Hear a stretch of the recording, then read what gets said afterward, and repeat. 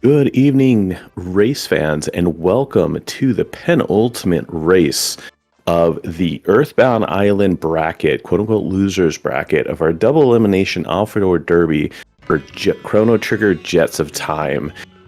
We have tonight in front of us OneFreeF Fritz as well as Nate. The winner of this match is going to go on into the final match of this bracket. Winner of that match goes on to take on the winner of the Kingdom of Zeal bracket, the winners bracket, and ultimately win the tournament. So the winner of this is going to go into the top three. So very exciting race. We're getting right up against the end of it here. So very great to see. As with any tournament, as we progress, the level play just gets so phenomenal because folks have been sharpening their blades. They've been practicing. They've been doing a great job. So very excited for that. Wanted to call out my semi-co-commentator and tracker for the evening, Ray. Ray, how are you doing this evening? Hey, BID, I'm doing fantastic. Really excited for this race. We got some top-tier runners, expecting to see some top-tier plays and top-tier decision-making. This is going to be a fantastic race. Glad to be with you. Definitely. If you are new to Jets of Time, this may be the first race you're catching in our tournament, maybe never seen it before. A quick breakdown here. Ultimately, we are trying to find our way to the final boss, beat the final boss. That is our objective. And one of the exciting things about Jets of Time is there are 3 different go modes, 3 different ways to do so. 2 end up taking to Lavos. 1 only ends in the Black Omen at the Queen of Zeal. And so there's going to be a melange of different key items that will get you there, and we'll go through those as we get through. So I think that is one of the things we're looking to see is maybe there's variability, right? There's not one way to the finale. So one racer maybe go one way, one may go the other way, and that can present a lot of exciting situations. Yeah, absolutely. And during this tournament, our Alfredor Derby tournament we've been having for the past couple weeks, we've actually seen a lot of different races go different directions and come down pretty neck and neck to the wire. Some people hitting the last boss and fighting 2 different final bosses at the same time. It's been a very exciting tournament, and we're really glad to see how this the top 4 runners finish this out. Absolutely. Both these racers really been fighting tooth and nail to get where they are. Are in the Earthbound bracket, as I was at one time, and yourself as well, Ray. But being a double elimination, whoever wins here does have one more opportunity to take on whoever loses tomorrow's night's race, which is the second to last race in the winners bracket. And then ultimately whoever wins that race goes on. So, there's still one more that they have to get through. But we're getting very close to the end here. And with that, I see the countdown on Nate's side, so we're getting really close to kicking off the seed and seeing who our starting 2 characters are.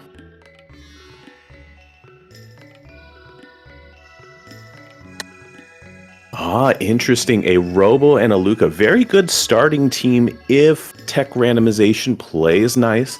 It doesn't always, right? The saying goes, rando's gonna rando. But I think if you end up with the right techs, especially with that Luca, you can have a very much more comfortable opening than with some other parties. So one of the best things about Luca in our Chrono Trigger seed is she's one of the strongest magic users. So having her in your party from the very beginning, if she gets some really good techs, specifically Fire 2 and Flare in her starting set, you may not need to go down to time to get magic, which is a really easy way to know that you've got the strength, especially on the tech side, going into some of the later parts of the game, or even the early parts of the game.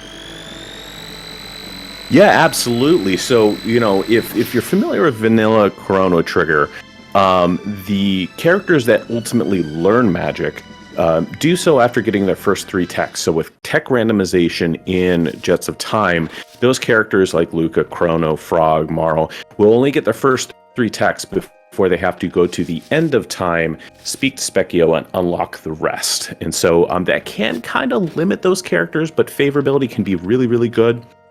Starting off, we see OneFreeF's taking a little bit of a different path than you typically see, heading into Frog's Hollow in 600 AD. Checking the character, and we're seeing a Marl down there. In the early sections of the game, the runners take a bit of divergent paths, picking up some power tabs, definitely checking for items. Speaking of items, BID, can you help us understand how the item randomizer works? Absolutely. That is one of the flags that we have as we've gone into the latter stage of our tournament. We've introduced randomization. So I will admit I'm not much of an expert on it, but each healing item, whether it be MP or HP, will randomize up or down in some way. So a mid-ether usually gives you 200 HP. It may only give you 150 this go around. I think one of the big ones you really see is plain ethers give you 10, and there's lots of divisible by 10 techs, especially ultimate techs, which often are 20 MP. And so in some cases, if that randomizes down to 8, that can be a struggle because now you're going to have to drop 3 ethers to get that 20 MP. Seeing our runners do some checks a bit back to back. We had the bent sword on the tools check, and I think I saw Fritz. Well, Nate just saw the snail stop item, and I missed it twice. So hopefully somebody caught what that snail stop item was. That was the pendant, which is very big. The pendant is what you need to unlock 2300 in the future era. You do have to buy it from the snail stop, so it's quote unquote free. It's open from the beginning, but you got to put together the scratch to get it, as opposed to the tools check, which you see Fritz completing right about now. That is a true, honest to goodness free item. You just got to go do a couple speech trees. Now, one of the other things... Oh, go ahead, please. We'll say, while we're talking about the pendant is one item in the game that doesn't have its own check necessarily, but it does unlock the future, which has 4 more key item locations and a whole bunch of really good items in the sealed chests in this game. So it's definitely an item that both of our runners might be wanting to try to get to sooner rather than later. Very interesting play from Nate here. Going into the desert, it's a later game optional dungeon, but it is open from the start. The fights are runnable, and it can roll really nice gear. Now, once again, similar to our healing item randomization, we did restrict items a little bit more in our later bracket. So items tend to not be quite as strong, but this can give you a little bit of an early shot in the arm to healing item-wise, armor-wise, weapon-wise. So very interesting play.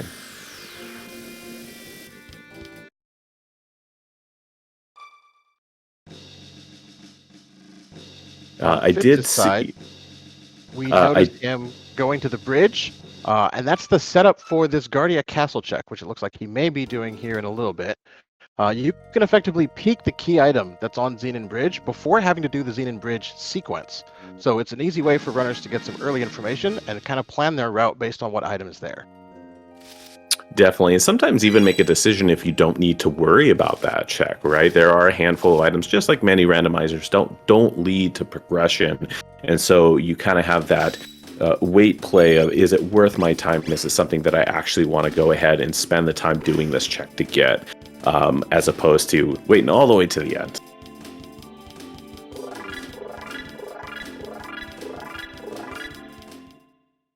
OneFreeF, Fritz, going ahead and taking some of the early grind fights. All of our characters that you start with do start with, just 0 levels, just 1 level, right? And so you kind of put a couple of these really easy fights in Guardia Forest, which is the very typical grind fight. And you're going to pick up your first 2 techs, as well as a little bit of levels to kind of get you going on the seed.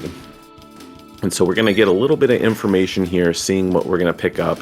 Looks like we have Heal Beam and Robo Tackle, and Mega Bomb and Hypno Wave. And that was on Robo and Luca, respectively. So Robo Tackle, very nice, a fairly strong physical attack, but nothing quite yet that's an AoE screen wipe, which is what you really love to see early on. So maybe not the best text you'd like to see, but at least you got something.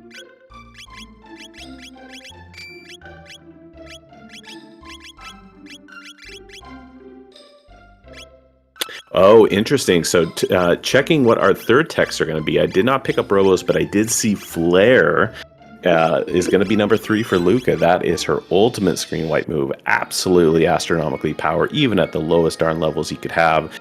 So very exciting to see there, because that'll enable and really make some of the early checks much, much easier.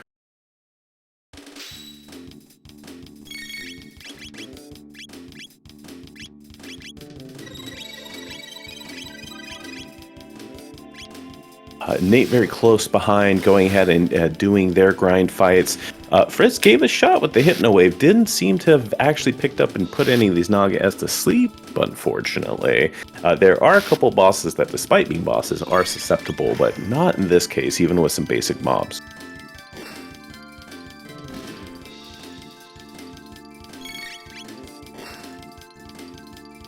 Nate showing off the free shelter in Guardian Force 600 AD.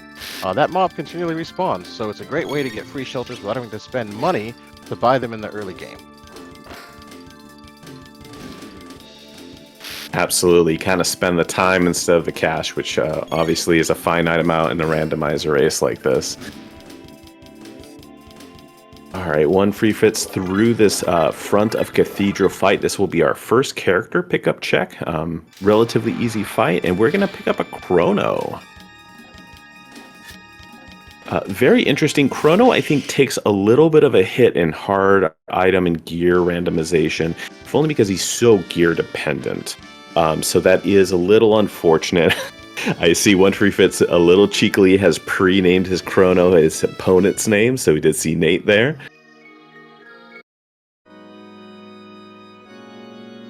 I do think one of the benefits of Chrono is he does pair very well with just about every character. Once again, he was the titular hero, and so there's a lot of really great dual techs that you will eventually pick up as the techs unlock. Especially with Luca. Very big fan of Fire Sword too, which is strong enough to carry you through the rest of the game once you get that. Another thing to note with this starting party comp, there's only 2 characters in the game who have a single tech full party heal, and Robo is one of them, and he already has Heal Beam unlocked. So it's very likely that after getting this pendant, both runners may choose to just stick with this party comp, knowing that Chrono and Luca can deal the damage, and Robo can be dedicated to keeping everybody alive. Yeah, absolutely. Not as strong in the magic department. Usually you'd have your Marl, your Frog doing that role, but one of the benefits, one of the things that you have been seeing going on in the background is the tabs, which do permanently increase your character's stats. So you can take the time to sync the magic tabs into Robo to give him that little bit of extra boost to make him a much more viable healer. And I do believe I noticed that they are magic +3. So just like many other things, we do randomize how much stat boost they give you. And in this case, it's giving you +3 to your magic as opposed to 1 that it gives you in vanilla. Well, I see some talk in the chat about what the item statuses are. I think we've already seen Lapis's, and they are 135 HP.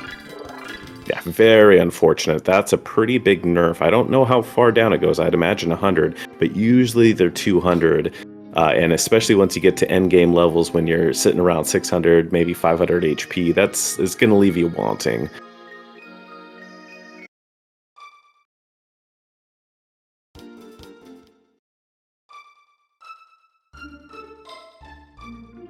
Looks like both runners are doing a lot of the early game checks that have some pretty semi-decent items and gear, really just hoping to see what they can sell to try and pick up that pendant. I'm anticipating one of these runners trying to make the early pendant play, unlocking the future, and going for sealed chests since they have some higher tier items in them.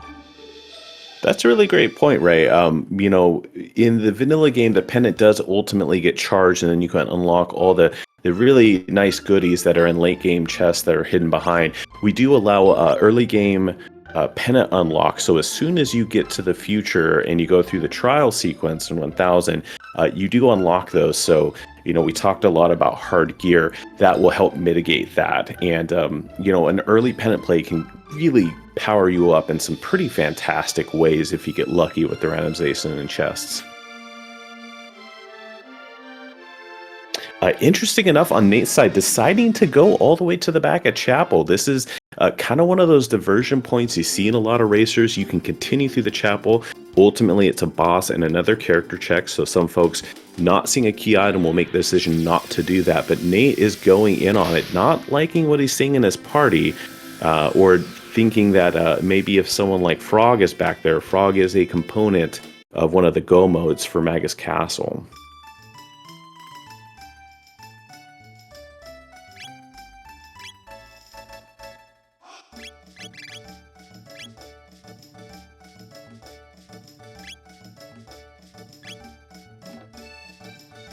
Fritz doing a little bit more shopping, kind of finalizing what gear and healing items he is going to pick up.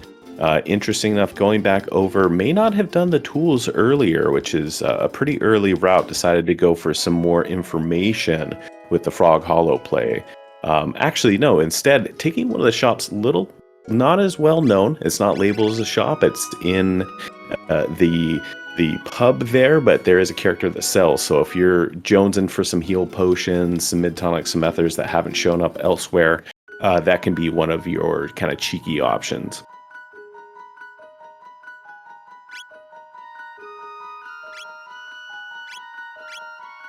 Now, one of the other things you may have noticed is a lot of these pieces of gear that you're seeing in shops also have a negative or plus number behind them.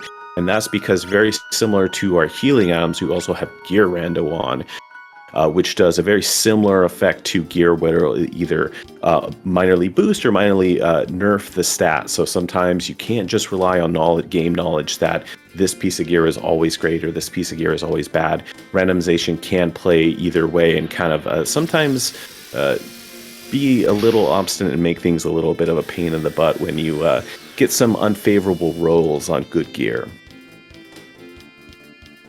It's stalling a little bit and looking for, I think he's looking for the last shop, which is actually the house on its own right there. I'm not sure what he's trying to find, but he's definitely checking every shop looking for something specific.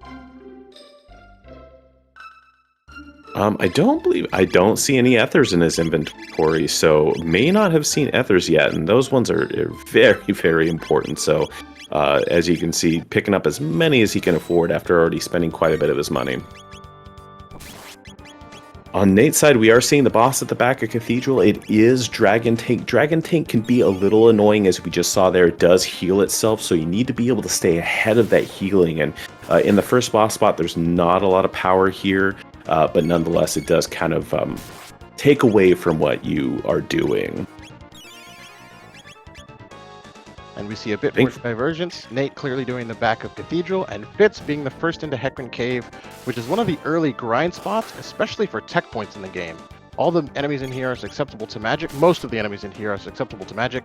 So having a full screen clear with a couple characters that have magic abilities makes this a really easy spot to unlock your first couple techs and really gauge the power of your team. Yeah, definitely. We did talk about screen wiping techs not quite being there. Luca did pick up Area Bomb, or actually it was Mega Bomb, her stronger. Does have a very large area, not full screen, not absolute, but probably enough to be able to get through this, because you really got to have the magic damage to get through this area. Looks like chat's reporting there was a speed tab off of the Dragon Tank boss, which is nice to find, because speed tabs are the best tabs in this game. As you say, in speed gaming community, gotta go fast. Yeah, and when the speed stat is measured in a scan, I think 20 is the maximum. Even adding even 1 is pretty darn substantial. And you can sway the tide from a slow character suddenly is now your fastest character, especially if they're punchy for you. Nate getting to the top of the Guardia Tower, seeing that Magus was the character at the back of Cathedral. Very interesting pickup. Magus, very strong character, doesn't pair well with anybody per se, doesn't do any dual techs per se, but very strong on his own, and also inherently has magic, so does not need that Specchio unlock. So you may never go to the end of time, doesn't matter with Magus. And at this point, we have 2 of the characters that are like that with Robo, and we saw Chrono take a very quick backseat.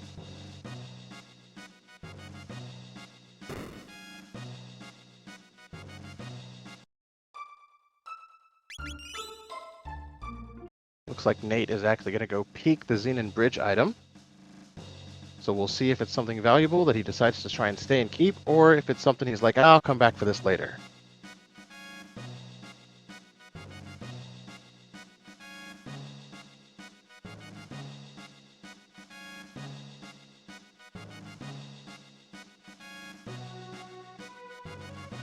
The Prism Shard. Now, Prism Shard is very interesting key item. You do ultimately need Marl to unlock it. We know Marl is in the Hollow. And we can't get the hollow character until we have our 2 sword pieces. And so pretty unlikely we're going to see that prism shard come into play. You know, often by the time you have both those sword pieces, you probably have your frog, and then you're in go mode. And, you know, what other checks do you really need to commit to, right? Absolutely. Looks like Nate's finally got enough money to go pick up his pendant, but he's buying some ethers first, and a lot of them. Oh, it looks like the ether price was $240, which is a bit more expensive than they usually are in the normal game. Yeah, absolutely. I believe that is also another factor in hard items is not only do you start with less of a starting purse to buy your items from, they are a bit more expensive too, so it's a bit of a double whammy.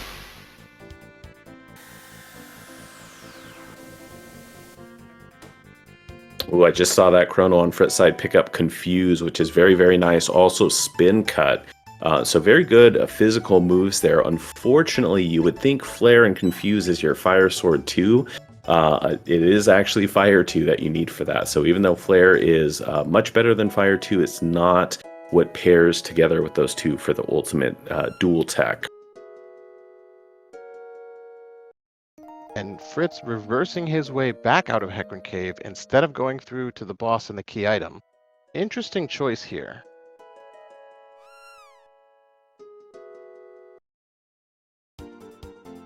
Yeah, very interesting choice. In fact, usually you can push through there. The boss at the back can be a little bit tricky, but with Flare in your pocket and Confuse, you know, maybe you don't have the best sword, but between the two of those, I would think that most enemies will give you the ability to get through. But we are saying, Fritz, go ahead and park outside a desert, which you do require Robo, which was in our starting party. So if it's perhaps thinking to themselves that the desert may be faster and perhaps maybe a little bit of a meta play.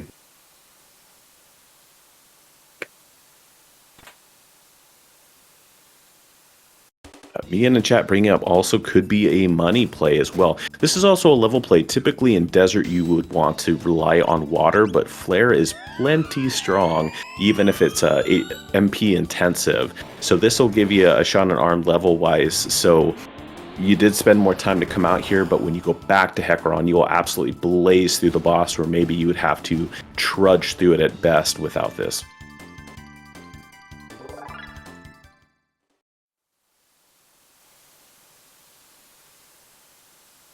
One of the things that should almost never be underestimated, especially in a Chrono Trigger seed, is knowledge is power. Knowing where your characters are, knowing where you can get your items, knowing where some key items are, is actually very valuable. So Fitz not knowing that Magus is in the back of Cathedral, that could be a really easy play, a really easy boss fight. We know that it's Dragon Tank, to unlock one of the most powerful characters in this flag set.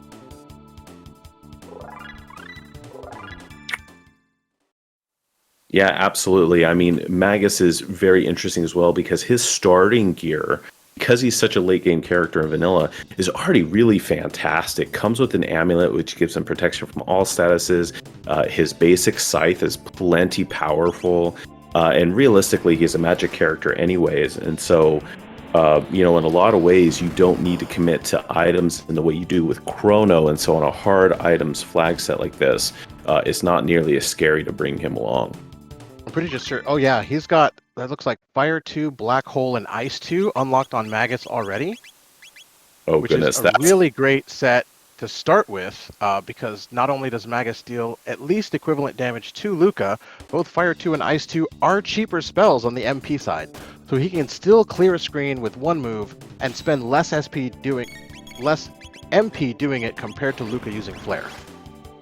definitely, with those ethers being so expensive, being economical definitely is going to be much more favorable. They aren't as strong coming from Magus. They are cheaper, so you know it does kind of nerf them a bit, but plenty strong enough in these early game dungeons. And with Dark Matter already in your back pocket, his ultimate tech, you're kind of not worrying too much about strength here.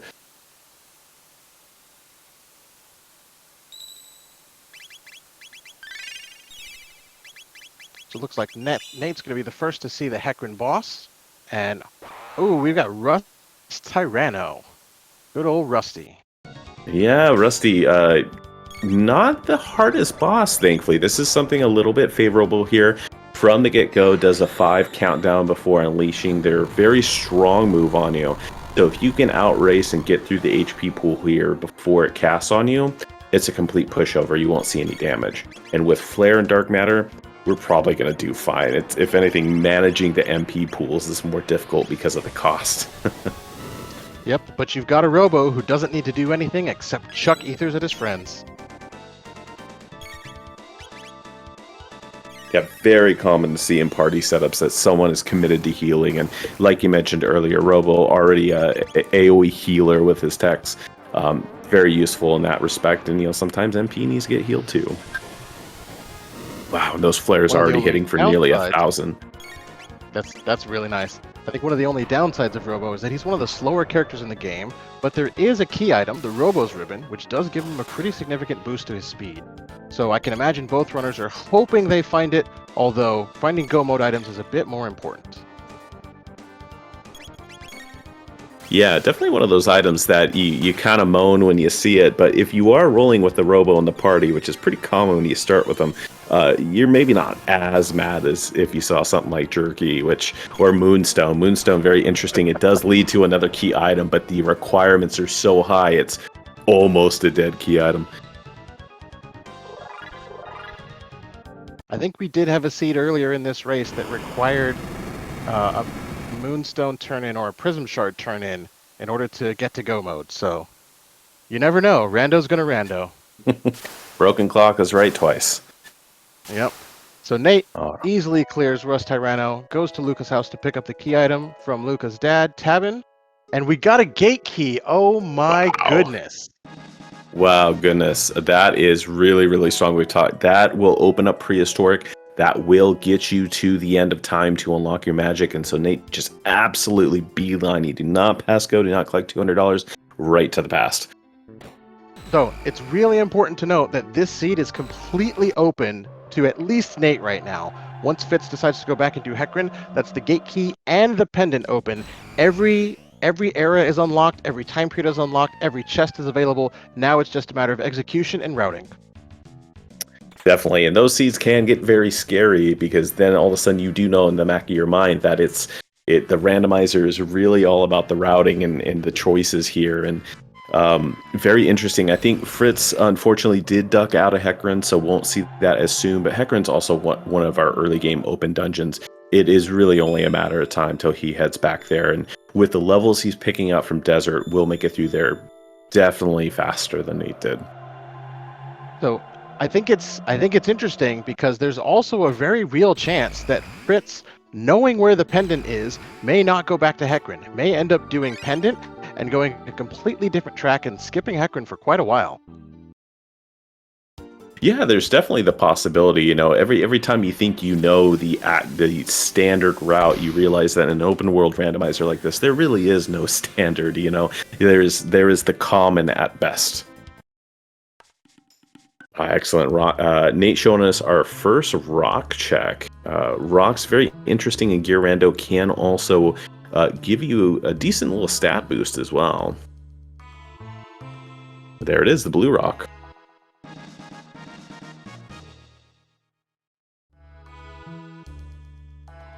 And it's a plus as well. That is absolutely phenomenal. Really good pickup. This Hecarim play very much continuing to pan out for Nate. OneFreeF Fritz, on the other hand, showing us a Mega Mutant in the desert. The mutant's very scary. Thankfully, Mega Mutant is not immune to physical damage. So Robo and Chrono can contribute. Otherwise, you'd really just be stuck with Luca outputting here.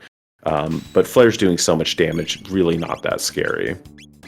It looks like chat is losing their minds over an Amulet Blue Rock. So having a blue rock that gives you protection from status effects has probably got to be the best accessory to see in this seed specifically. Yeah, usually, everyone's familiar with the rocks giving you some pretty unique triple text with certain party comps.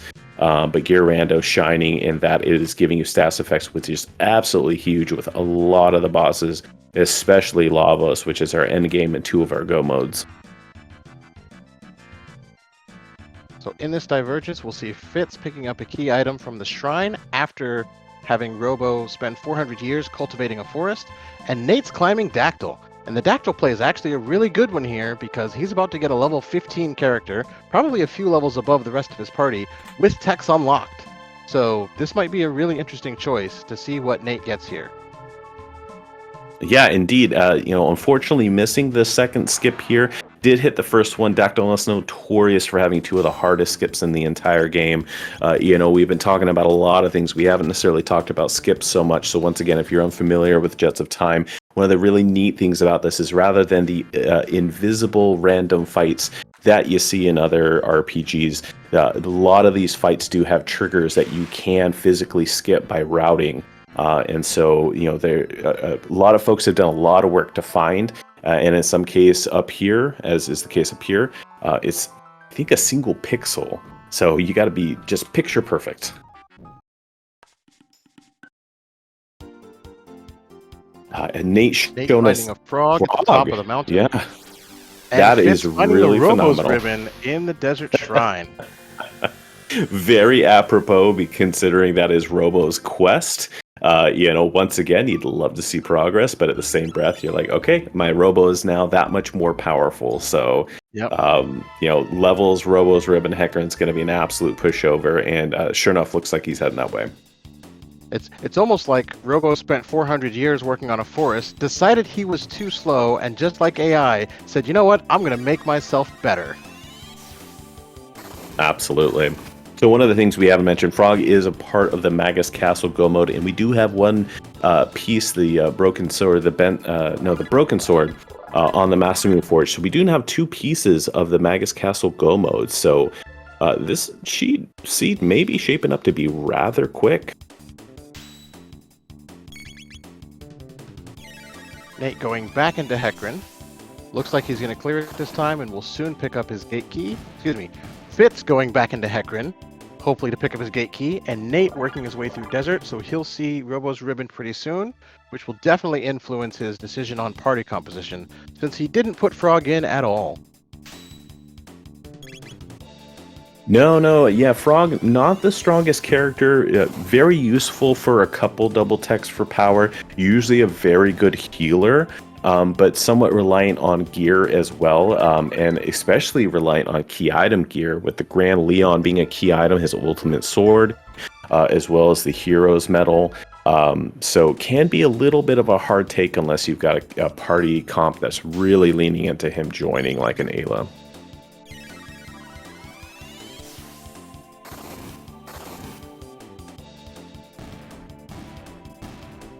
And since Nate's given us all of the character info we need, we know that Marl is in the burrow, so we automatically know that Ayla is in Protodome, just waiting to be revived, so to speak.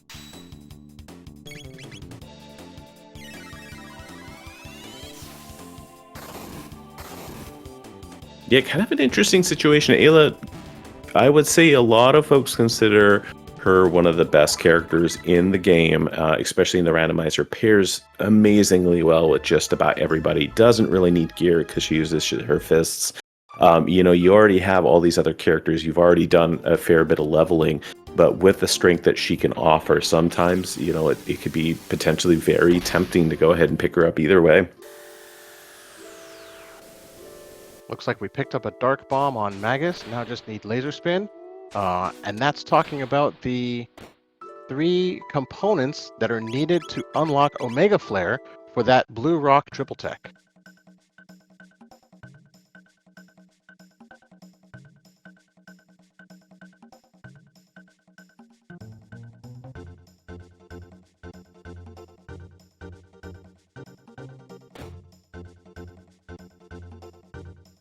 Yeah, one of the fun aspects of unlocking magic, you do have to have them in your party. So not probably a party comp that's not going to stick around too much, but you might as well go ahead and unlock it, see what their techs are.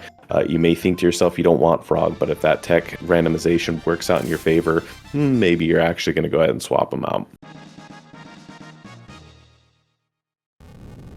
Fitz clearing out Rust Tyranno, going to pick up his gate key right now. Let's see where he goes after this.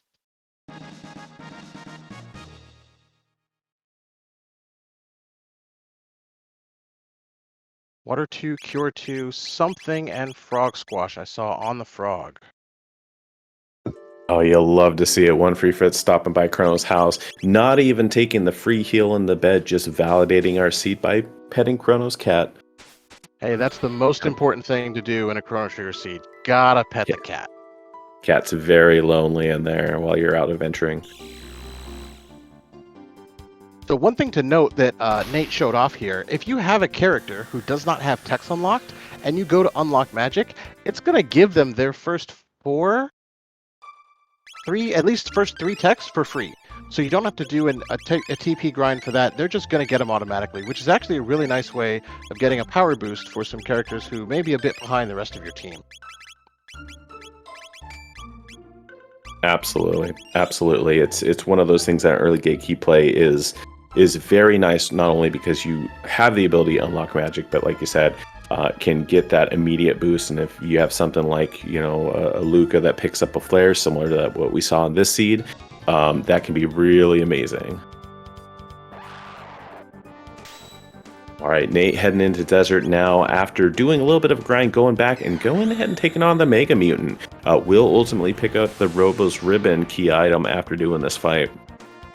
OneFreeF on the other side, using that gate key, same as Nate, beeline straight for the portal, and is now doing the loop to go ahead and unlock magic and unlock prehistoric. So here's a pretty important question. Will anyone go do Denadoro? Well, that's a really tricky one. Denadoro, one of our opening dungeons. You can get in there pretty early. Very fun to go through, not a lot of fights. The boss at the end can be a little tricky with the HP count, but with this strength, it would be an absolute pushover. But, I think with Pendant and Gate Key in your pocket, it can get a little tempting to go explore some of those other checks. And once again, maybe kind of meta your opponent and think, people don't like to do Denadoro. Maybe they're going that way, and I can outrace them in another check. Yep. So Nate having Frog already, there's a really slim chance if Denadoro was the bent hilt, the only piece of the Go mode we haven't seen, Nate could have Go mode access already, and then just have to do Max's Castle and hit the end of the game. Sekio showing off how absolutely picky they can be. You really got to make sure you touch all those corners 3 times, or they're going to claim you're cheating and send you back around. Poor Fritz just having to really make sure he touches every one of those.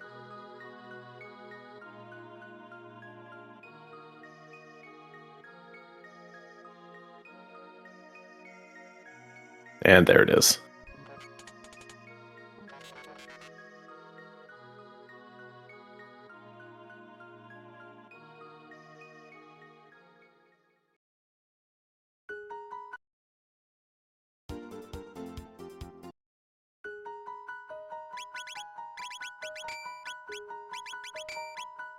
Looks like Nate is starting the Pendant trial.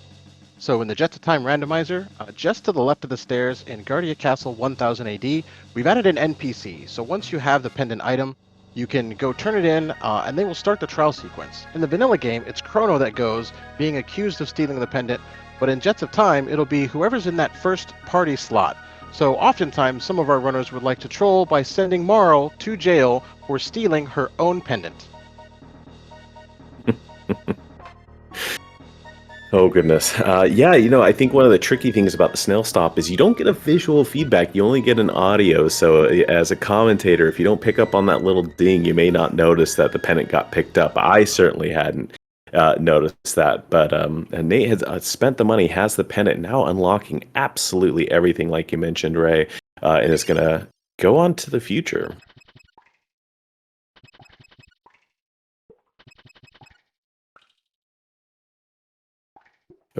Kind of an interesting play here. Kind of is skewing, continuing to do dungeons in, Denadoro, and maybe even Reptite Layer in the past, which is already unlocked, and instead looking at, what can I get to in the future? The future actually very much loaded with checks. You got 3 checks in there, so maybe liking the fact that there's going to be more options, maybe enticed by the Ayla, and deciding rather than try and grind out the reptite layer in the past, let me see what my options are in the future. Yep. We saw Fitz peek the Xenon Bridge check, see a Prism Shard and a Power Tab 3 and say, you know what? I don't think that's the right direction. Let me soft reset and let's go climb Denadoro Mountain. Both of our racers in agreement that Prism Shard is very much not it for this seed.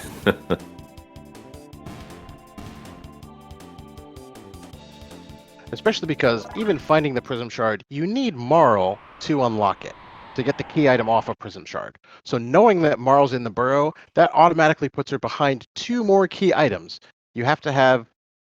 Oh crap, is it? No, Hero's Medal gets you the key item in the burrow. You have to have Bent Sword and Bent Hilt, and then take it to Melchior to reforge it, and that sword is what unlocks that character.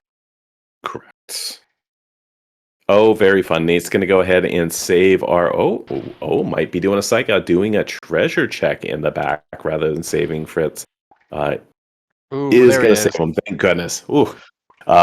Yeah, Fritz on hotter items definitely worth the time, especially with the chrono already in the party. So once you save Fritz, he will go back to his house on 1080, and if you take chrono there, he'll reward you 10 mid ethers, which can be extremely valuable in a hard item seed where you can save a lot of money and have a better MP healing item.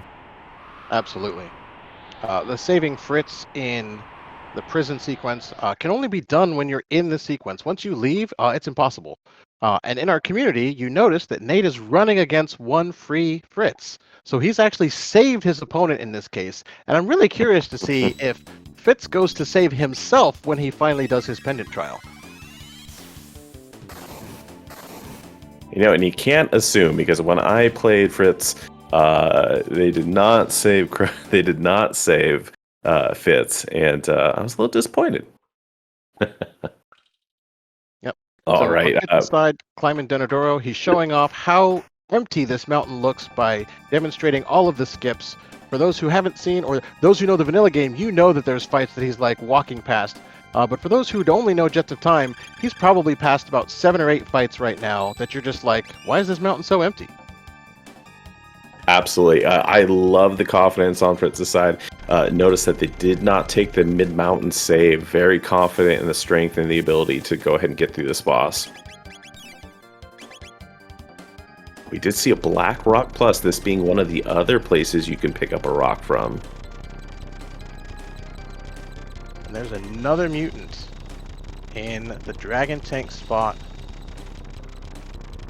The Terra mutant, a much more difficult mutant, only susceptible to magic damage. Thankfully, we've got the party that can take advantage of that. Does a lot of very strong all-party attacks, as you just saw there.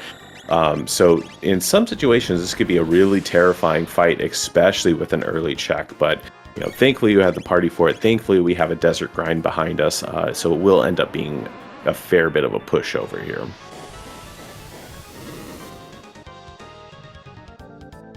And Nate picking up an elixir from that Terra mutant. I'm sure he'll be happy to see that and use that later in the game. All right, Fritz getting through the perfunctory fight to take the Denadoro final boss, and it is going to be Mother Brain this time. So that flare may be not quite as useful as you'd like. As you can see, there are 3 screens around Mother Brain. You do want to keep at least one of those alive, or else she will go haywire. Interesting, doing Hypno Wave. Oh, we got Rocket Punch and Uzi Punch now on Robo. That's nice to know. Yeah, that's really phenomenal. Oh, very interesting strat here. I truly did not know that those screens were susceptible to status effects like sleep. Instead of spending the time to take them down, instead just putting them to sleep and going after the Mother Brain. Usually they heal her, so you got to make sure that you keep them down so that they're not counteracting all the damage you're doing.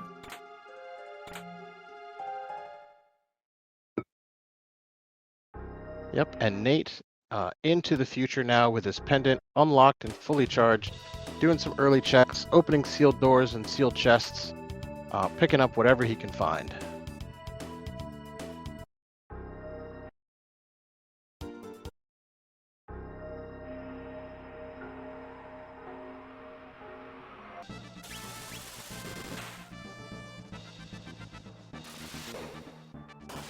Yeah, interesting situation here. You know, you kind of think to yourself, you don't want to take all the screens out, but at a certain point, if that flare does enough damage, you can just go ahead and cast it and don't have to worry too much about it.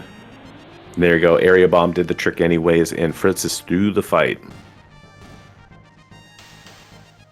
Let's see what we find at the top of Denadoro Mountain. As Nate opens up more shops, finds a few more items, tries to round out his party a bit more and make sure his defenses can keep up as he moves into the back half of the game.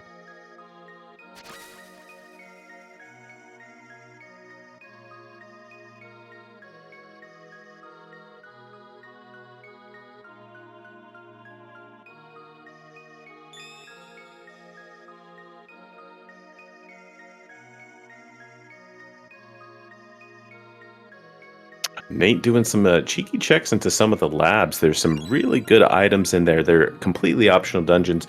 No reason to go into them for progression per se, but their loot tables are really great. And so, once again, on hard items, it can be very desirable to dip in there and pick them up. You know, for example, seeing a full ether at 66. You know, unfortunately, not the roll that you would like to see there, but so be it.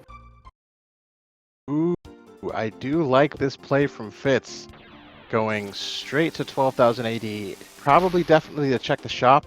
Might actually be committing to Mount Woe here. I would be surprised if they weren't. I know that Fitz is a very big fan of Woe. You know, call out that we did get the Dreamstone from the check on Denadoro, which does give Fitz 2 key items for the Trano layer go mode. So, you know, hasn't gone into the past and seen that frog yet. So that is looking like it may be the best option for them to hopefully pick up the ruby knife as the last piece. It's really likely we could see just pure divergence from the runners at this point, going towards 2 different go modes with 2 different party comps, racing to the end of the game to see who can get there first.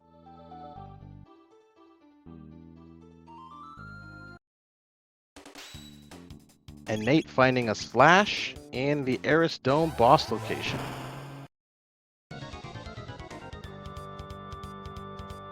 Looked like it was a vanilla slash, not a super slash, so a little more tricky. It does have some resistances, and I think even some absorptions that you have to be aware of. Primarily around fire, unfortunately, so that's why you see the Luca taking a little bit of a backseat. Thankfully, this is a fairly early game position, so it is not too troubling.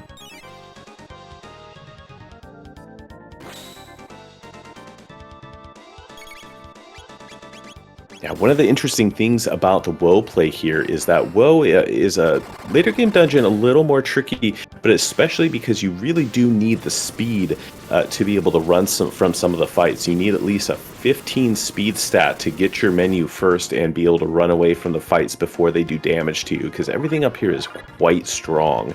One of the cheeky things in Chrono Trigger that you don't necessarily see in vanilla is that if you are in a menu and you're holding the run, the 2 shoulder buttons to run, the hidden run meter will still fill. So as long as you can get into your menu, you can fill it while the menu is on. You're in the wait, they won't attack you, and as soon as you come out of the menu, you run away right away. Definitely the quickest way to get into and out of battles is running, even faster than clearing them and getting the XP and TP. But we expect to see Fitz fight some of these fights because it's a really easy way for him to get a nice boost in levels and tech points and be prepared for later dungeons. I would think so as well, especially with Luca being the fastest character that they have right now. Flare will absolutely take down these mobs. Now, the flying imps are a 2-parter, so sometimes you'll still run from those. But the golden guys, I'm forgetting their name on my head, are an easy take right there. Gargoyles, yep, that's it. I was going to say goblins. I saw... So Nate picked up a Shiva Edge, I think it's ×2 or ×4, but he also got a Silver Stud from that Slash fight. So some stuff for Chrono, who's not in his party. Yeah, the Shiva Edge, very nice. One of the stronger swords for Chrono.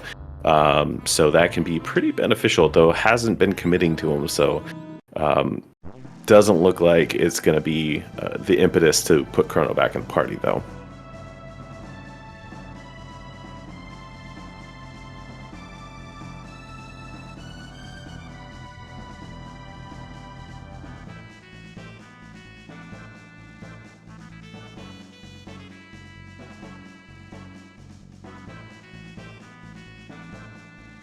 Right, Nate finished up the boss, finished up all running through the Arisdome dungeon in the future, coming out and going to get the key item from all this hard work.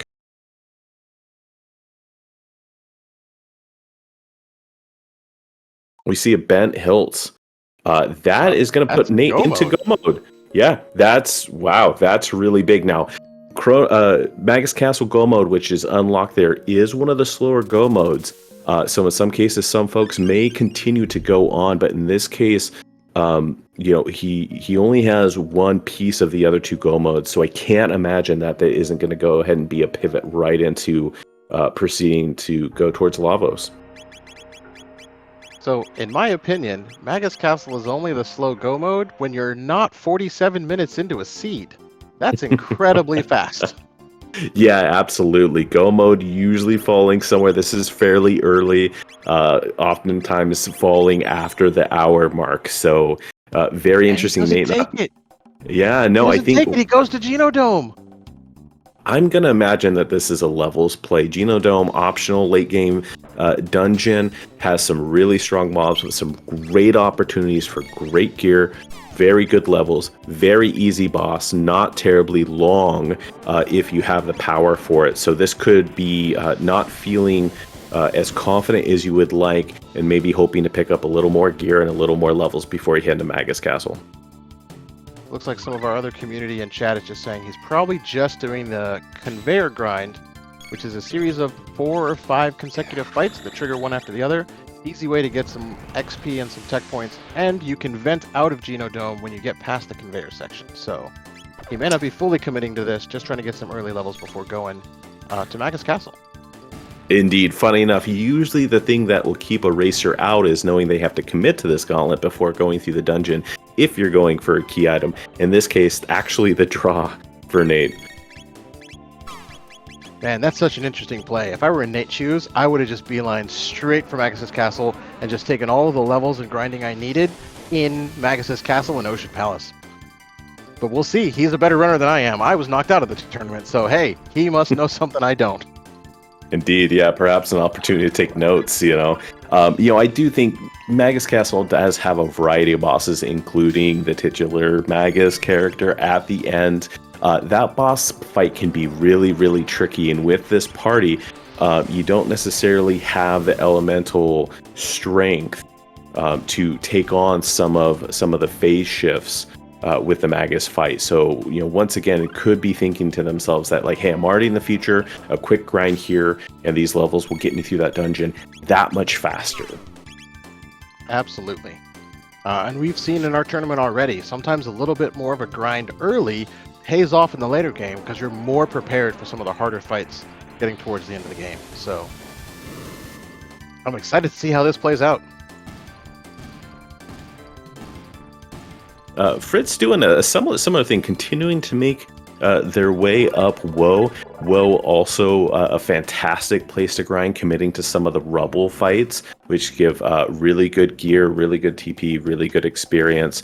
So probably a similar theory here, but also still digging for key items. So 2-for-1 deal in the grind and the key item at the end.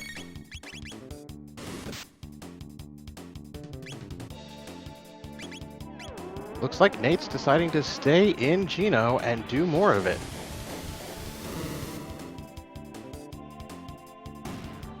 Definitely an interesting decision here. Like I mentioned, there are 2 other pieces to the other 2 go modes. Does not have that Dreamstone yet. Still have not seen the clone or the Chrono Trigger for the other go mode. Once again, maybe saying, this could be a piece of value here. And maybe I stay away from Magus Castle, but hey, if it doesn't pan out, I got some great levels on the way, and I'm really prepped for that castle.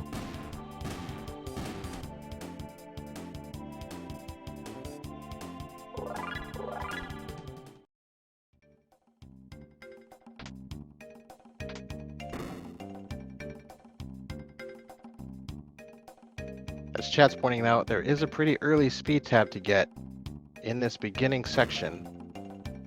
Genodome is also one of the areas that has some of the higher tier items because our item drop locations are sorted into tiers. So maybe he's just looking to see a couple more boosting items, probably another weapon for Magus at least. Let's see what he does. And Fitz finding the Magus, what's the term for that? North Cape. Yeah, the North Cape Magus fight, thank you. At the top of Mount Woe. Yeah, Magus showing up in Fritz's seed, not in the way it's shown up in Nate's. This is instead the fight that you usually 1v1 with Frog in the vanilla game. So very interesting fight, somewhat easy in the front end, but once you get to the back end of the fight and you've taken 50% of Magus's HP, will incessantly counterattack every attack you have with his fairly strong magic. Thankfully, Fritz showing there that has some pretty good absorption gear on. That's going to help quite a bit, but it can get very spooky and very dangerous. Okay, so we see Nate bailing out of Geno, going to Melkor to reforge the Mass Immune, and we'll take that probably straight into Magus's castle. I don't even think he's going to pick up Marl from the Burrow, because you don't have to pick up Marl from the Burrow. Once the sword's forged, you can just take Frog, put him in your party, and go watch him cut a mountain in half. Definitely one of the best cutscenes in the game, by the way.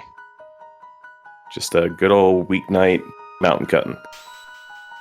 Yeah, very interesting play for Nate. Very excited. Hopefully we get an opportunity to interview him. But I think that was a very interesting play to make. You know, like you mentioned, Ray, very early go mode, could be feeling confident and saying, you know, hey, I doubt my opponent is in the same place I am, so I'm going to commit. I feel like I can pick up some more levels, some more gear, expedite, and not lose time to my opponent. Yep. Oh, Nate, you were right there. You were right next to Chronos' house and you didn't pet the cat. What are you doing? But Nate did do one of his final shopping checks, picking up some guaranteed shelters and revives from the Melkor in the ferry location. That check always has shelters and revives. And he takes a bit of time to open some shield chests here, just to see if he gets anything good out of it.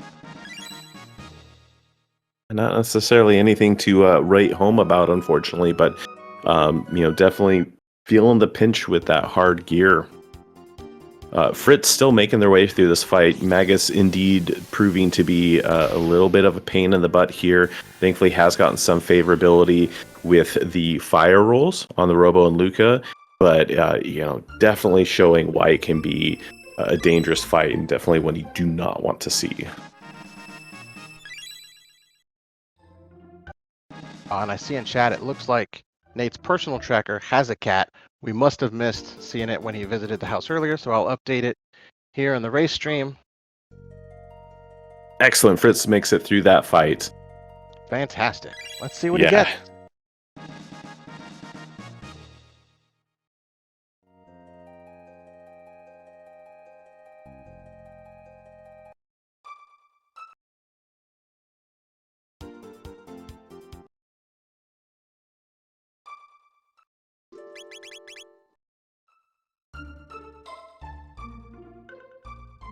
You know, that went so darn fast, Ray. I didn't catch what it was. Did you? No, I didn't see it. It looks like his screen froze for a second because I didn't see the pop-up at all. Hero Metal. Let me go peep his solo stream. Was it Hero Metal? Okay. It Thank was. you to everybody in chat.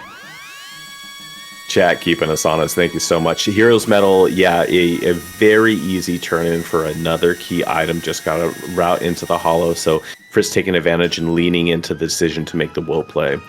Please be a ruby knife. Oh, it's a jerky! Oh, no.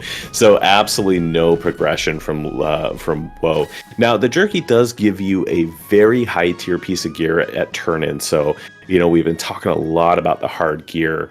You know, usually on easier settings, it's not quite as alluring, but on this setting, you know, there's a very likelihood this gives you something that is worth your time. So, while this is a good spot to get an item, it's also a spot, because of item randomizer, especially hard items, that the item you get could have a negative effect to it, which ends up making it weaker overall.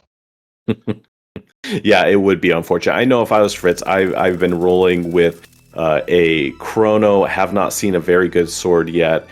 So very. Oh wow, a Vigil Hat plus Vigil 3. Hat Never plus mind the sword. 3 is fantastic. Vigil Hat, the best helm in the game, offers full status protection and it's plus 3. So the gear rando has smiled upon us. All right, Nate. Committon has forged the Moss Moon, has cut open the mountain, is now making their way into Magus Castle. Rather long dungeon. Do got to get through it. Definitely easy with these levels, but there's a lot of movement tech, a lot of great skips, sometimes on the harder side. So I'm looking forward to some really fantastic execution. Yep, so to respond to that question in chat, let's talk a little bit about the Go mode items. So if you're looking at the tracker for either character, the 3 columns underneath Chrono, Marl, and Luca are where we store our Go mode items. So if you see on Nate's side, he's got the bent hilt, he's got the bent sword. The third piece of that Go mode is actually the character Frog, and he's done this Go mode, turned in the 2 sword pieces to Melkor, which you don't need the Dreamstone to reforge it. Just take the 2 sword pieces, Melkor will reforge it, and with Frog, you can cut open the mountain to Magus' castle, and Magus' castle is one way to get to the Ocean Palace in Lavos. Underneath that, it's the Gate Key, the Dreamstone, and the Ruby Knife, which will take you through Tyranno Lair, into Zeal, into Ocean Palace, and to Lavos. So, Beauty, do you want to do our last Go mode for us? Absolutely, and that is going to be our final row there at the bottom, starting with the Pennant, the Clone, and the Chrono Trigger. That will take you through Death Peak and into the Black Omen. Now, the Black Omen is the longest dungeon in the game, so it really wouldn't be fair or equivalent with the other 2 Go modes. So we do shorten it in this randomizer. You do not have to fight Lavos. You only have to get through Queen Zeal, the Mammon Machine, and then the Queen Zeal 2 fight on top of the Black Omen, and that will end the game there. So I think, looking at Fritz, they do have the Gate Key, they do have the Dreamstone. They're only lacking the Ruby Knife for Tyranno Lair. And we did not see this dungeon done on Nate's side. So there is a strong likelihood that while Nate is now in front in a Go mode in the dungeon, if this is Ruby Knife, already in prehistoric, already have a good party, can go right to Tyranno Lair and be in the same exact place. Yep. I know some of our runners have tracked timing on Go modes, and Magus Castle takes 13 minutes to get through in a pretty optimal fashion, including skips. So it's easy, and it's likely if Fitz finds the Ruby Knife here, he's in a prime spot to be able to catch up to Nate and really tie this race up. Yeah, Nate showing us it was Dalton Plus in the Vanilla Flea spot, one of the very first boss battle here. Dalton Plus, really crummy boss, just awful. But that spot, thankfully, is pretty low HP. And once again, this seed has not been wanting for power, so quickly took down Dalton.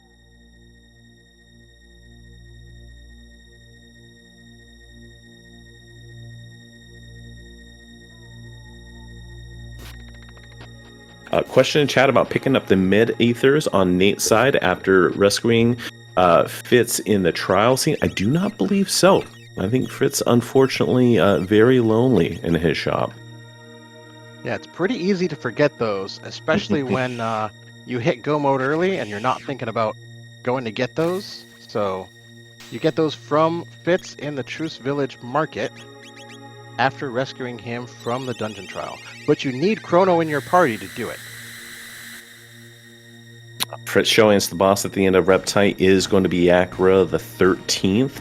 Not the hardest boss, but can actually be a little spooky. As you see there, does confuse, which if you do not have the status protection, will mean that you're going to spend turns in time healing folks. Does do a lot of full party counters, including a death counter. And the spot in Reptite Lair can be deceivingly strong. This is kind of a mid-game dungeon, roughly. And this boss spot can have a lot of power behind it. And on Nate's side, he found Massa and Mune hiding out in Magus' castle. That chalky guy probably barely fits in here. Yeah.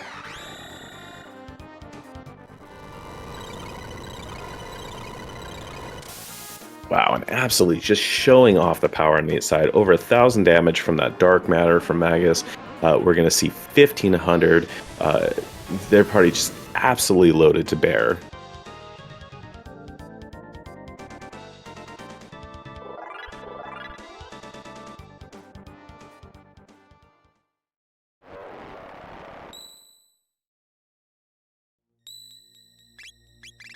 Nate showing off that typically runners will do the right side fight that we saw them do first, because then you reroute and you come around to the left side, and after that boss you do get a save point.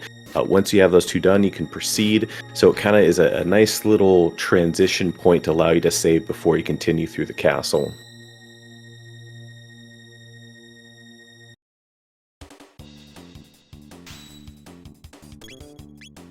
Somewhat unfortunate on Fritz side, we did see a Chrono Trigger pickup from Riptide. Part of our Black Omen Go mode. We do know that Penna is in the Snail Stop, but that clone is still outstanding. So Fritz, in a position right now, has 2 out of 3 items in 2 Go modes, has not checked Dactyl, so does not know Frog is up there. So really only one piece of their Magus Castle Go mode. Interesting is picking up the pendant, so kind of committing, once again, now that you have that one piece, get the other piece in hand, and so if that clone does show up, boom, you're ready to go and you're not spending any more time.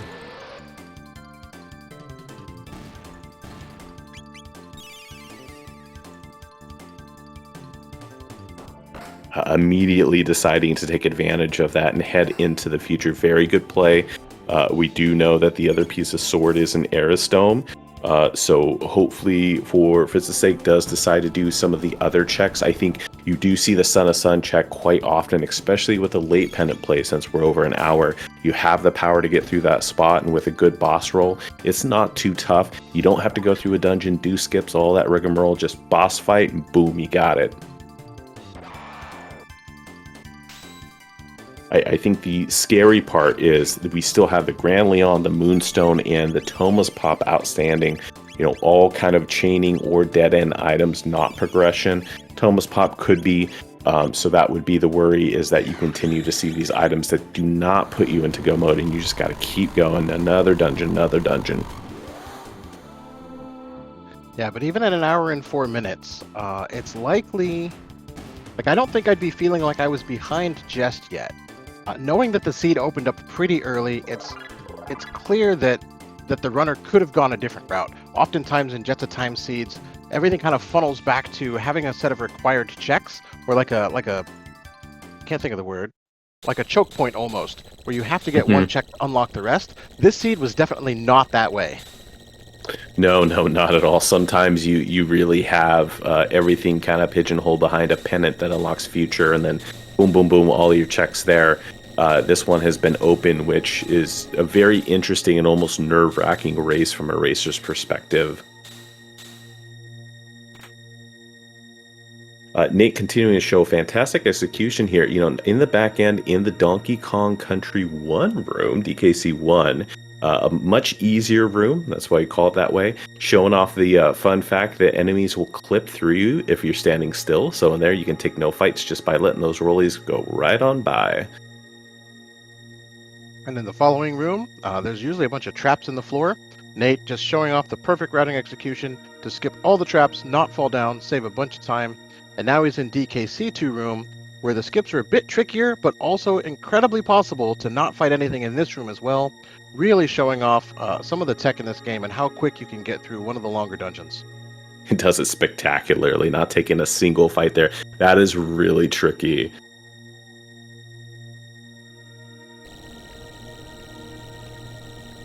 Right, it's time for the moment. Fritz coming up on the opportunity to save Fitz. With Chrono in the party, I can't imagine we will see them run by.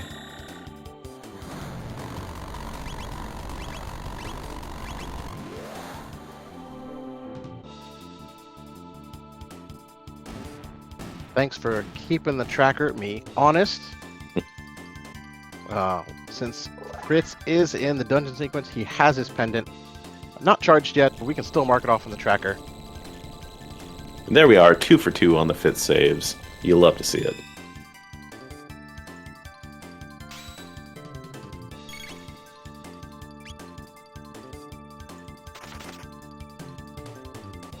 let's see. Where was that bent hilt? The bent hilt was at Aristone. So, Correct. looking at the seed logic, if Fitz goes to Aristome and finds the bent hilt, he still won't know where Frog is because he hasn't done Dactyl Nest yet.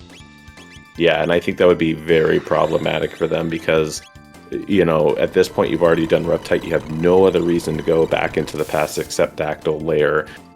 So I can imagine you just want to plug ahead. So I think an Eris play would be the wrong play in this case, even though ultimately it would be a pretty easy go mode to pick up that Frog. Just don't see them going back for it.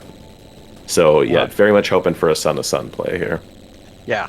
This kind of highlights one of my points of knowing where your characters are. There are certain key items in certain go modes that are locked by characters. So having that knowledge of where they are can help influence which directions you go and what you prioritize one over the other. And Nate continuing to absolutely annihilate this Magus Castle, hitting all their skips. Absolutely fantastic into the fight before the fight, the meme fight, if you will, because Ozzy continues to be a meme throughout this game. Just, you know, kind of an execution here to hit these pulleys, send them into the pit, and then we will go fight the Magus bot.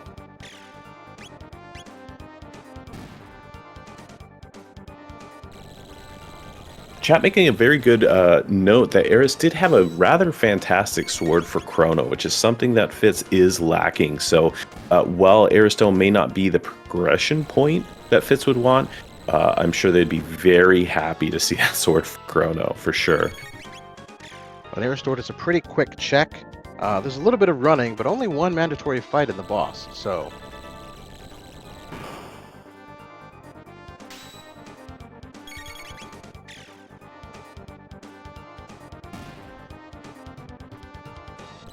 I think his Chrono just learned Lightning too, but I'm not sure what tech slot that's in. Might be 4 or 5. I would imagine 5 at this point. Chrono's been hanging out in the party for a while. Yeah, hopefully Fitz gets us a tech check really soon so I can see what he's got. We can strategize about that as well. Nate saving and prepping for the Magus fight. Definitely making a good decision there to put that red vest on. It is +3. And with this Magus spot being so heavy on the elemental, you very much want to lean into it. You know, ultimately you can only make 1 of 4 choices off the elemental: lightning, water, fire, shadow. But having one of them will give you an edge for sure. Yep, and having Magus in your party to fight Ayla makes it really convenient because Magus can do all 4 element types on his own. Ayla perhaps taking a little personal that nobody went and picked her up in the future. Another fun thing with the randomizer, I do have to admit, I do not remember the exact reasoning, but instead of going with the traditional Magus fight, one of the characters gets randomized into the spot. They're going to perform almost exactly like the Magus fight, except that where in the back half Magus prepares for and ultimately casts Dark Matter, his ultimate shadow move, they will do their ultimate move, which I believe with Ayla is physical.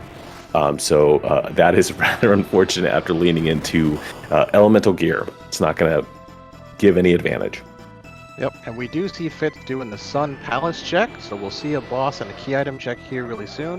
Hopefully, it's something he can tackle, because this is one of the harder boss locations, depending on what's here.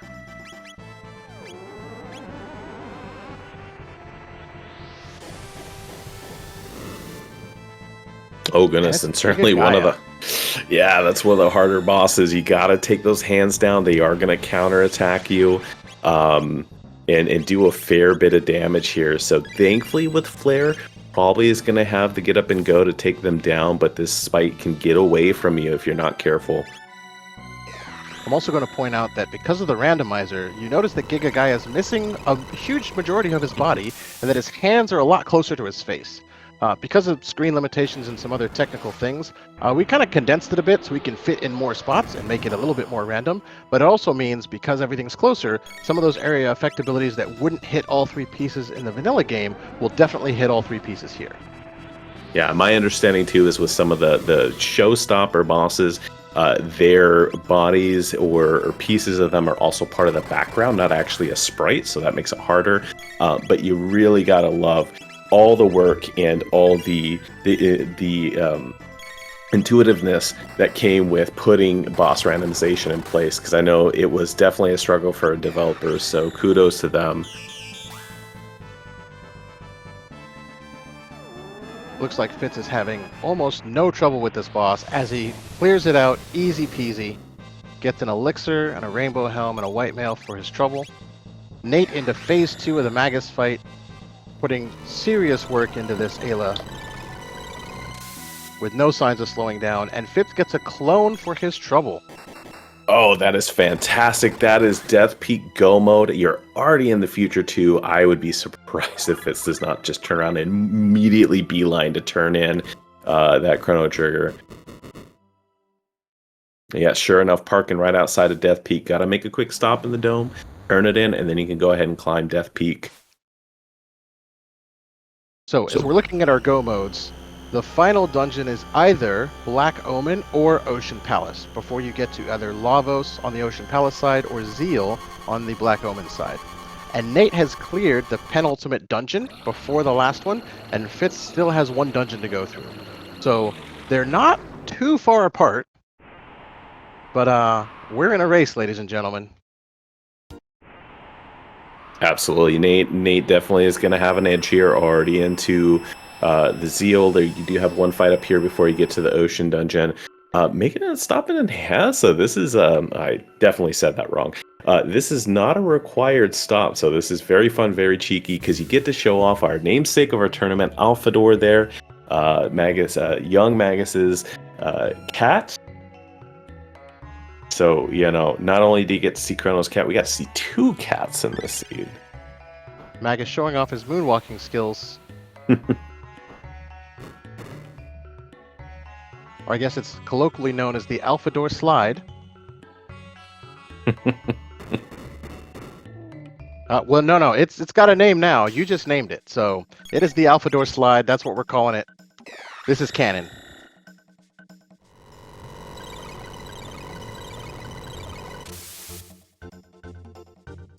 Yeah, this is a very fun check on that Nate's side, because this is not required in any way, shape, or form.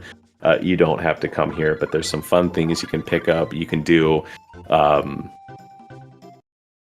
Yeah, really great to see the confidence, and I think with an early go mode and absolutely get like demolishing Magus Castle, feeling pretty good there. Yeah, it seems like Nate definitely wanted that extra speed tab. Having a Luca and a Robo in your party, some of the slowest characters in the game, needing all the speed tabs he can get to make sure that the last boss doesn't just overpower him by being faster. Indeed, Fritz making their way up Death Peak. Can be a little tricky on the skips here. You know, these two proving to be a little more difficult. They're quite finicky in this dungeon, unfortunately. That being said, it does appear that Fritz could use a little HP, so probably not going to be too mad about it. Maybe wishing that they could just commit to picking up those levels in Black Omen. But now maybe in a fight where that you would take in Black Omen, you can go ahead and fade it because you took it here. Yep. Nate doing his last two shopping checks, seeing that Vigil hats are on sale in the secret news shop. Amulets are, I think they're always guaranteed in this spot, but seeing a Vigil hat there is definitely like, all right, let's sell some stuff I'm not going to use and get a little bit more status protection, because the last boss does have status effects. Yeah, that is phenomenal. Vigil hats, I mean, the real benefit there is you don't have to commit your accessory slot to the amulet to get the status effect, so you can lean into something like a silver stud that cuts down on your MP usage, prism specs, which haven't shown up yet, but let's cross our fingers for the racers. So, you know, that to me is the real benefit that Vigil has. You're going to get that accessory benefit without committing the slot to it. Absolutely. And I think he's got the blue rock, which has the amulet effect on it. But right now, his Robo's got a Robo's ribbon, and his Luca's got a silver stud to cut down on MP costs. So he may weigh that decision to switch that out later, but he's definitely sticking with the silver stud and the Robo's ribbon for now. Oh goodness, Fritz slipping off that bridge. Very snowy here, very windy. Got to be careful. Looks like Nate is also a right side of Zeal Castle runner. There's two different ways to get to the back door. You can go left and you can go right. And some people just have a preference. So Nate's a right-sider, I'm a left-sider myself, but hey, it's all the same in the end.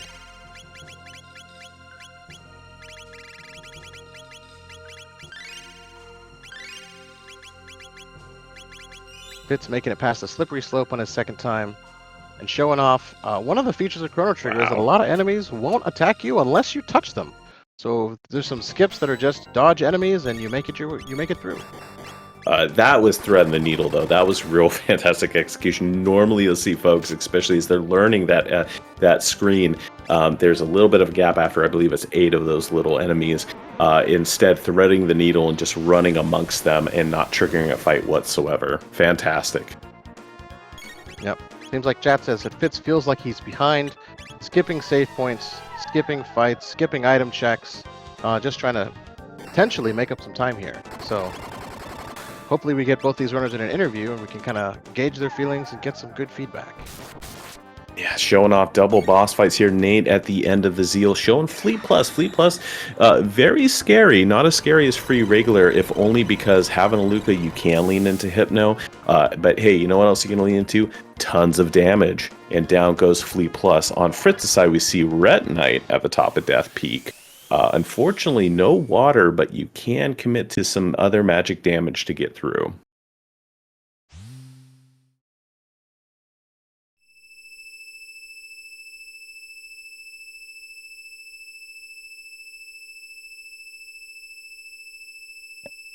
Oh, I was just thinking, Nate's probably just going to go with Black Hole Straps. So, in Ocean Palace, the dungeon he just entered, there's one notoriously difficult fight in vanilla. At the bottom of the elevator, it's the 6th Scouter fight, the 6th Elemental Scouter fight. And runners will always have a plan for what they're going to do for that fight. Usually it's a Ayla with Dino Tail or a Frog with Frog Squash. But also, Magus with Black Hole does neutral elemental damage. So that's probably what he's going to be relying on to get through that fight. Yeah, that fight can be very tricky. Like I said, gotta have a plan for it because otherwise it's a very slow fight. And, you know, hey, we are speed racing a randomizer here, so slow is not the name of the game. So interesting strats, maybe not as common, but definitely gets the job done. Yep. And Nate working his way through Ocean Palace while Fitz does the sequence at the top of Death Peak, and we'll be entering Black Omen very soon.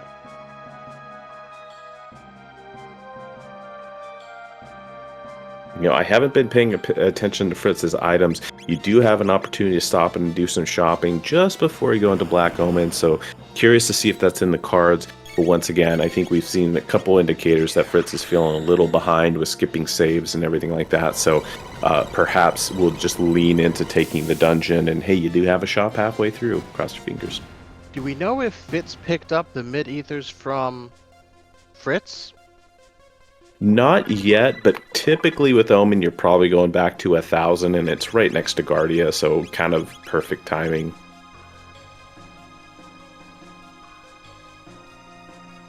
So Nate showing off our endgame grind spot. This fight is fairly easy to get through if you have a strong screen light like our Dark Matter here.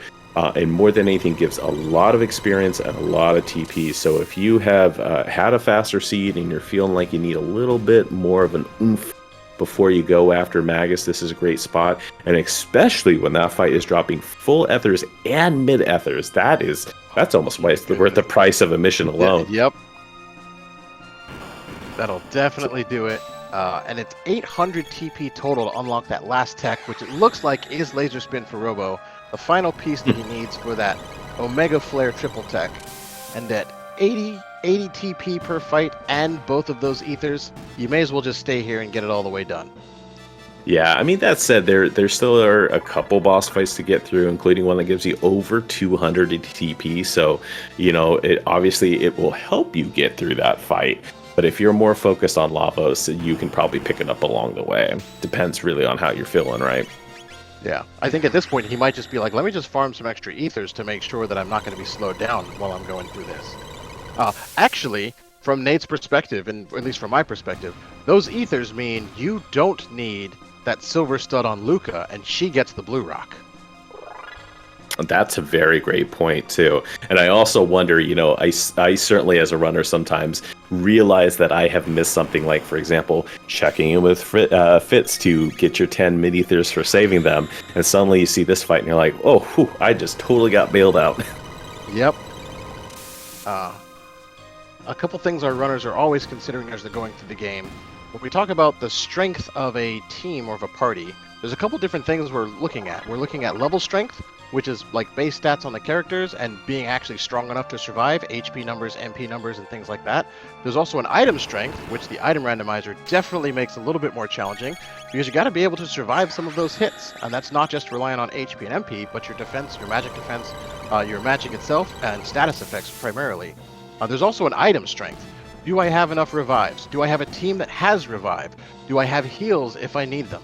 And those things all really matter for going into the final dungeons, because the last thing you want is to get to the end and get stuck at a boss or have to wipe on a boss fight because you're short 1 ether or short, an elixir or something like that. So it looks like Nate's probably just making sure he's got everything he needs and won't have to slow down for the rest of this run. Definitely did see a quick check of how much TP is needed for that laser span. Nate liked on what they saw, because turned around and went ahead and is finishing out, not going for any more of those grind fights. Fritz, on the other hand, getting into the Black Omen here in the first screen. We mentioned is the longest dungeon in the game, so a little bit of a slog to get through this, but also a great opportunity to pick up a ton of levels. And honestly, the Black Omen has much better gear in it. So that is the benefit of that longer dungeon, is you could pick up some really great gear, and especially if you've been struggling with it, as our poor Chrono has yet to pick up a good sword, I believe. This could be a benefit or a boon for Fritz. I also think that the Black Omen final bosses, which is Zeal 1, Mammon Machine, and Zeal 2, are a bit easier than traditional Lavos. Zeal, compared to Lavos, you kind of want some AoE abilities to deal damage to all of his parts, but Zeal, especially Zeal 2, you really want single target. So him having the Fire Sword 2 combo with Luca and Chrono makes it really easy and really consistent to have a strong tech, and you don't have to worry about hitting either of the hands for counterattacks. Agreed. And I think the other real benefit, from my perspective as a runner, is you don't have to worry about the status effects, right? There's no obstacle that you have to worry about. What is it going to give me? Sleep, stop, chaos, whatever. Nothing really on the agenda there from the Zeal Gauntlet. So that is also a benefit of those fights that makes them, I agree, easier than Lavos. For sure. Zeal does use Halation, which is an ability that sets the entire party to 1 HP. But that's easy to plan around. They've got Lapises. While they're a bit weaker than normal Lapises, it's still some HP back. And they've got Robo with the Heal Beam. So it's really easy to plan for that and be able to strategize around that without getting too flustered. Nate entering the down elevator fight.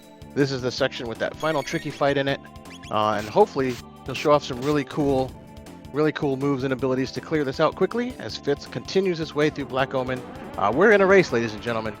It's hard to say which runner's ahead, because I don't have all the times for how long it takes to get through a dungeon in my head. So yeah, sometimes comes down to vibe. I'm definitely still leaning on the Nate side here, as they're well into the Ocean Palace dungeon. I think the one thing I'm noticing here is Magus is on the right side, and I believe to really fully take advantage of Black Hole strats, you do need to have Magus in the center. Could be misremembering that, once again, Black Hole, that neutral magic spell does have some finicky area to it. It's not just full screen. Yes, it is an area of effect centered on Magus. I know if he's on the right or the left, he can hit 4 of the 6. I don't recall if he's dead center, if he actually hits anything at all.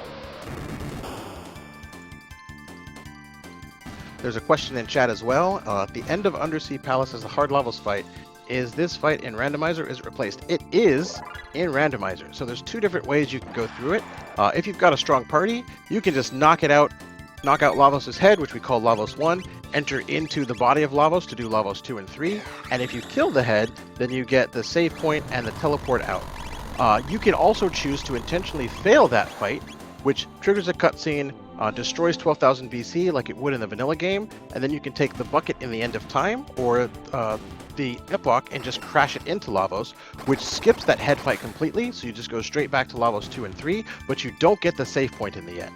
So there's actually some choice there, but most runners, depending on how strong they're feeling, will probably just knock out the head in 2 or 3 techs, just press through it. Yeah, that's kind of nice because I certainly, as someone who's done it many times, taking a wipe on the head fight can feel pretty crummy. So at least there's the consolation prize of you don't technically have to do it twice. Yep. Nate showing off what we call the Scouter skips in Ocean Palace. There's a point where you can trigger them to split and then duck around them with some really fancy movement and get out before those fights trigger.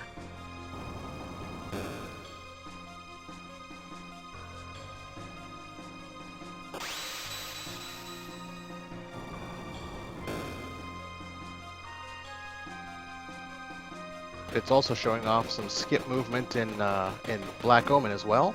There's usually some fights on the screen, but with the right movement and the right lines. Oh, and he picked up a Shiva Edge! There we go. There was another one! That's so good! Oh, two of them! We talked about Omen having good loot. There you go. Front and center. You know, once again, it's a long dungeon, but I personally really like Black Omen. It's probably my favorite go mode because, like, you know, if you're feeling under-leveled or under-geared in any way, shape, or form, this dungeon will fix that. Wait, is that a Yakra 13 twice? Indeed it is. So fun fact about this fight in Ocean Palace, it is very similar to the double golem fight. It is funly randomized. We are playing a randomizer after all, but it can pull from anywhere in the boss pool. It does not have to be a boss you have not seen. So, you know, sometimes you can say to yourself like, hey, I've already seen that boss and they're gross. Doesn't matter. You're going to see them again here. I was just about to say, I thought it couldn't do that, and we'd already seen Yakra 13 in Reptite Lair, so I was a bit surprised. And yes, we just saw, I think, a third or fourth Shiva Edge on Fitz's side, as Fitz goes into the new shop in Black Omen. So about halfway through Black Omen, there's a spot where a new will send you back to the beginning, and also a spot for you to shop and heal. So Fitz has taken his last shop, selling off what he doesn't need, and hopefully buying a couple really strong items. There's an amulet in this shop, and some full ethers and elixirs. And a haste, is that a haste dress it looks like? Yes, and he picked up a time hat too. So really great gear here. And yeah, I'm actually surprised to see picking up the elixirs. They are super helpful, but I would love to pick up that haste dress because automatic haste from a piece of gear is really amazing. Yep. So Fitz figuring out which items he wants on which characters, trying to get some coverage and some protection from elements. Zeal is notorious for using water-type moves and electric-type moves, so if you've got some blue and some white males, those will really help you out when you get to those Zeal fights. You know, we're so focused on that amazing gear on Fitz's side, we didn't talk about on Nate's side, that Nate, having unlocked Laser Spin and having that blue rock, did finally show off a Mega Flare, which is just phenomenally strong and absolutely shredded those Yakra 13s. I didn't even see it, but man, yeah, just absolutely ate their lunch. What was the damage number on that? You know, I was actually missing. I just know I think I only saw it cast like 2 or 3 times. Gotcha. Well, I'm sure we'll see it on these Lavos fights as well. 4,500 plus. Wow. Thank you, that's chat. Beautiful. That's so beautiful. So for damage numbers, usually you try to fight end bosses level 30 or higher. You can get away with it at 30 if you've got really good items and the right techs. But if you're looking at damage numbers, seeing any hit in the 3000s makes you feel good. Seeing any hit in the 4000s makes you feel really, really good. So I think the only downside with Omega Flare is that it takes all 3 characters, which means you don't have someone dedicated to healing, but that's strong enough where you can plan the fight just right and make sure that you're healed and prepared up front. And if you've got enough speed, that's enough damage to just clear through some fights, and then you just heal in between fights and you don't have to worry about it at all. Absolutely. Like Nate showing off right here. The best defense is a good offense. Absolutely. And 3 Omega Flares later, and Lavos 1 is down. So Fritz in a very cheeky room here in Black Omen. You got to get through these fights. You got to wait for them to close their eyes if you want to skip them. First one's very favorable. Second one, at a certain point, you sit there, you're looking at your clock and said, you know what? I can run from this fight. At this point, it's just going to be faster than sitting here waiting.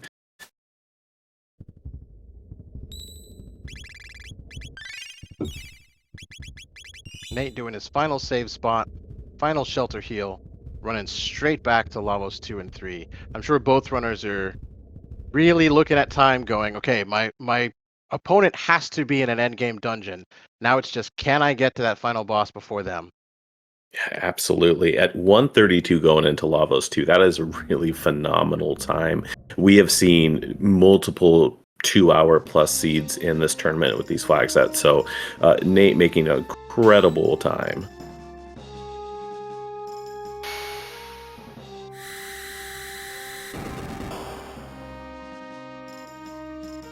And as chat's mentioning, a lot of our top 8 races have been at the 2-hour plus mark. So this is the one where it's been a lot quicker than that. But again, it's based on routing. If you find the right items, the right key items, the right locations early, the decisions you make a huge difference depending on where you go and how quickly you can get through stuff. Indeed, absolutely the nature of a randomizer. I mean, you look at our trackers here. Fritz on one side with 9 key items, Nate on the other with a scant 5. So, for the time that Nate has put in, it is very much around very favorable checks and pulling exactly what was needed from the checks that he committed to. Yep. So the key items are one thing to note, but Nate's also got 2 character checks that Fitz doesn't have. So that's a climb of a Dactyl's Nest, and that's the back of Minoria Castle to get a frog and a magus, respectively. Yeah, that magus is paying dividends right now. For sure. So now we get to watch Omega Flare wreck Lavos 2 as Fitz fights a Zombor in one of the mutant spots. I don't remember which one. I think it's the final one before the Zeal Gauntlet, though, isn't it? I think this is the Mega, I believe. I know Terra's in the second spot, but I forget my mutant spots, to be honest. Yeah, I know there's one in the very beginning of Black Omen, which we've taken out. I think this is the last boss spot before the Zeal trio fight. Well, I got Jimmy in the chat leveling it out. Thank you so much. Yeah, spot 1 of 3 in the rando. Mega normally in the front, Giga in the middle, and then Terra in the back. That's right. Yep. Oh, the Mega spot's taken out, actually. So we do, for the sake of time, once again, Black Omen already being very long, cut it down. Nate clearing his way through Lavos 2 with no issues. And hopefully he'll show off the last important tech piece of our run, which is the menu glitch. So in both of the boss fights at the end, between Zeal 1 and Mammon Machine, and between Lavos 2 and Lavos 3, there's a short window of time where you can actually open the menu as the game switches between scenes. So let's see if Nate can pull off this menu here. Oh, looks like he's got it. Yep, absolutely. My understanding is the game actually will register any button push technically, but of course you're pushing menus so that you get into the menu. Yeah, you will see the same thing on Fritz's side, even with a different boss gauntlet. There's another window there that allows it to. So you go in full power to this Lavos 3 fight.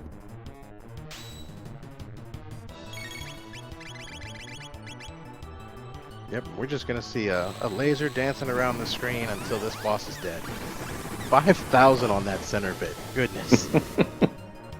That is so strong.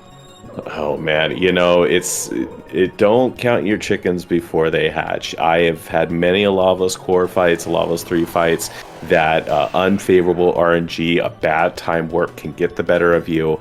But you have to be feeling pretty confident if you're in Nate's shoes with that Omega Flare and the level of damage being output. So Luca needs 1 ether. Actually, you know what? The rock might be on Robo. If Luca still got the silver stud, then... Oh, Magus falls. Yeah, So once they don't again, have to do a almost. little bit of recovery here, but he's got a robo with a heal beam, he's got revives, he should be able to recover pretty quickly. And also, because Lava's core is dead, the defense will drop on the right bit, and he can just pump that damage out. Yeah, gotta be a little careful because once you hit this other side, that left core will pair, or that left bit will pair up with the right bit to do some real serious damage. So as much as you love that Omega Flare, you have an opportunity to back off of it. Yep. And his chat's saying it might be worth it to actually just drop the left bit. So the left bit absorbs all magic, but takes physical damage. So he's got a robo with Uzi Punch. We might see a couple Uzi Punches fly to knock out that left bit, just to give him some clean Omega Flares into the back half of the fight.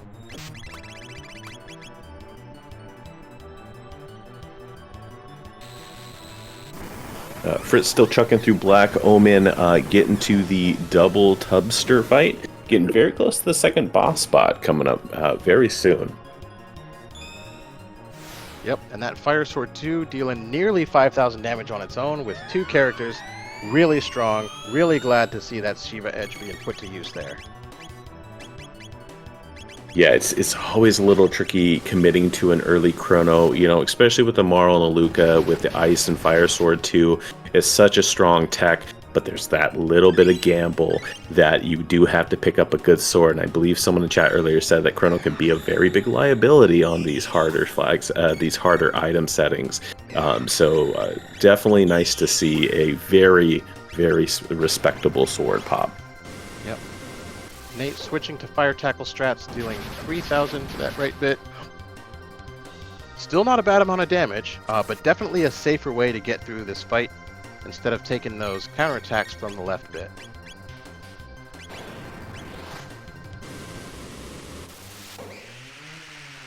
It's hitting the last mutant boss spot.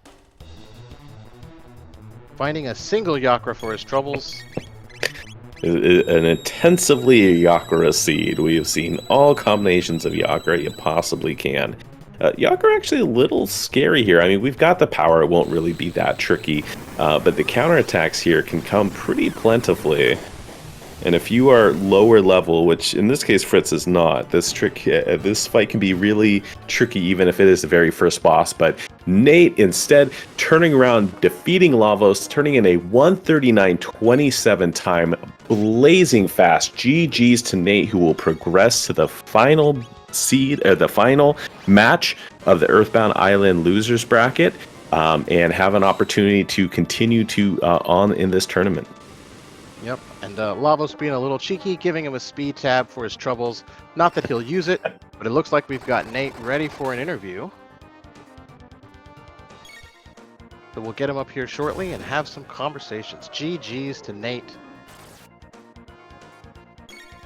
Yeah, absolutely. What a run. That had to get a little sweaty palmed at a certain minute because you're seeing the time and you're feeling like, wow, this is going really fast.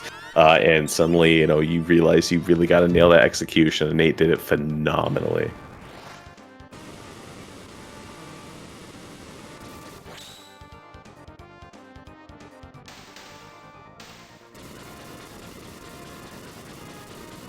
As Fitz finishes off that Yakra fight, making his way into the back. Having no trouble, also getting his laser spin. Welcome to Naderade. Congratulations, GG's, buddy. How you feeling after that race? Ooh, it was fun. I feel like any day you can whip out Omega Flare, it's a fun one. It is. I loved it. I was praying for that blue rock to show up in that little ruins there, and lo and behold. So I gotta say, this seed, compared to some of the other seeds we've seen in this race, had a very early pendant and a very early gate key.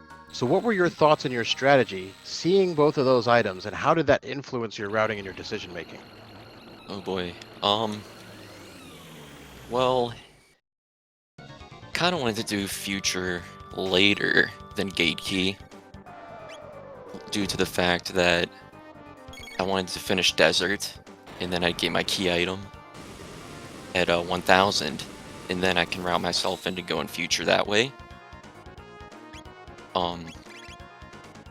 I was really thinking that there would be something up Mount Bow, a reptile lair, something along those lines again, because that's just the way the seeds have been rolling for us so far. um, but yeah, that's how I rolled into that. Like, okay, let's just do some gate key stuff really quick, and then I'll just figure out whatever items I get along the way to just route in that pendant and go from there. Yeah, Well, and your I think decision-making- Go ahead. go ahead.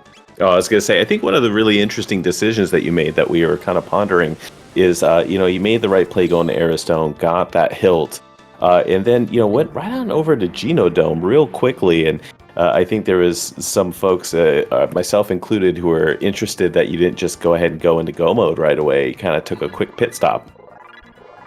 Yeah, I was really worried about the speed on my team, and I figured since that I'm already in future, there's a speed tab hanging out in Genodome, and with the bonus of getting that XP and the tech points, that it just felt like a spicy meatball to me. It's like, and it was nice to not having to hang out at grind spot that much longer for laser spin, since it had to be the last tech, but the one time you actually want it, it's the last one. Yeah, I went there for the speed tab mostly, and the XP and tech points were just the little sprinkles on top. Yep. Fitz just finished the final wall fight, the 5-wall fight, and is about to go back into the Zeal fights. Ooh. Did they get Black which- Omen? Yeah, which you'll Indeed. notice, he is not in the same go mode as you. He definitely in a different go mode. Ooh, okay. Yeah, That's very. okay. I won't spoil too much of this run, but seeing Gatekey and Pendant early, you did some checks that he didn't do, and there was a lot of divergence as far as which way you guys went. Ooh, I need to make sure this is, because I want to check out where he's at right now. Yeah, for sure.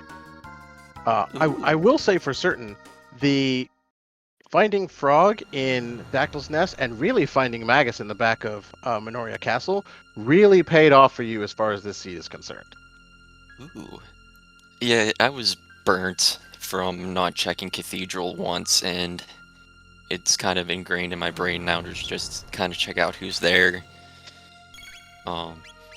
And Marl being in Burrow along with Prism on Bridge wasn't really helping her cause to get recruited.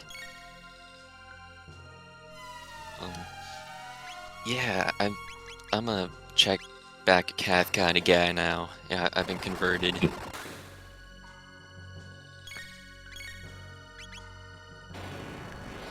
It was early on in the seed, so I don't quite recall all of the context, but I think it was noted and kind of interesting that you went into Desert, not even necessarily super early, but then ultimately did leave before coming back and doing the Robo. So was it more of a gear play the first time through, an experience play before you really committed to the key item?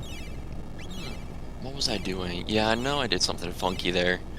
I think I cleared all that stuff out and realized that I still hadn't unlocked magic for Luca.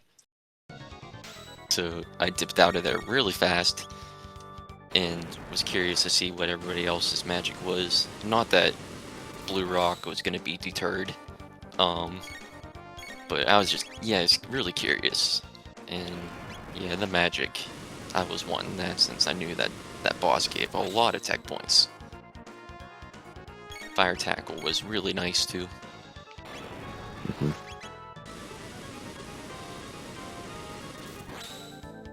Go Fritz. Go Fritz. Go Fritz. Yeah, Fritz making very short work of the Gauntlet into their final fight with the Zeal 2 fight. Very excited to see them wrap up very shortly, I imagine, with the Yeah. power they're putting up. Showing off the power of that Fire Sword 2. Really strong. And we'll see it. Probably a few of them take down Zeal here very quickly. Robo dedicated to throw in recovery items most likely and keeping everybody alive. This should be a really easy final fight for Fritz. He's doing a fantastic job.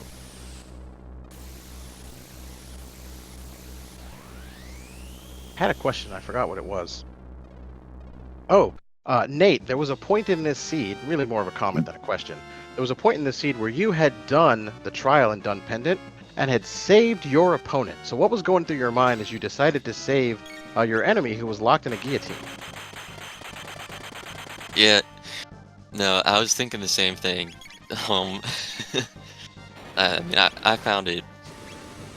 I felt like I was saving him, or Fritz, but it was weird. I don't know. Like, it felt good, obviously, because of the mid-ethers, but I forgot about them. And Yep.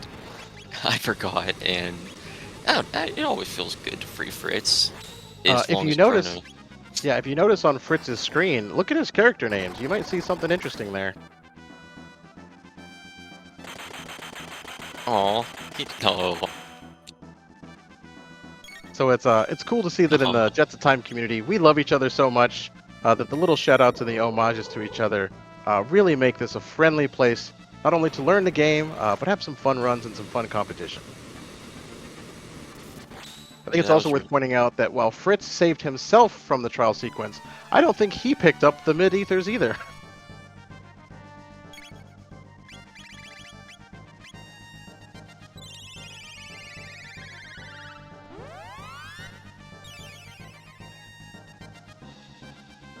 Yep, so it looks like Zeal 2 did her halation, which is her halfway point in her script. This is a scripted fight, so if you've got the damage, you can get through it pretty easily. Showcasing the power of 2 people attacking, 1 person defending. Just throw in whatever you need and keeping everybody up and running.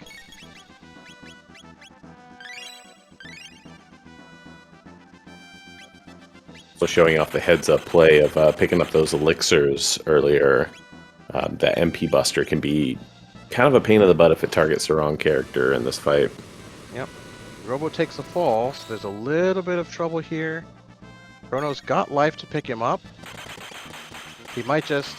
Nope, he'll just throw an elixir and keep going.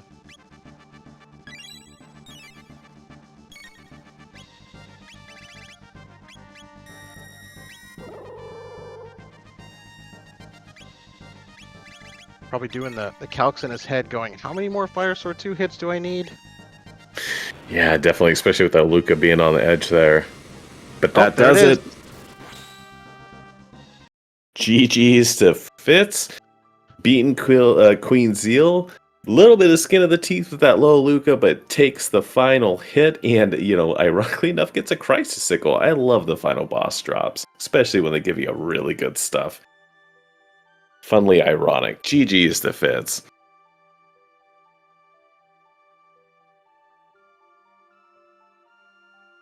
We'll see if Fitz wants to come in for a bit of an interview.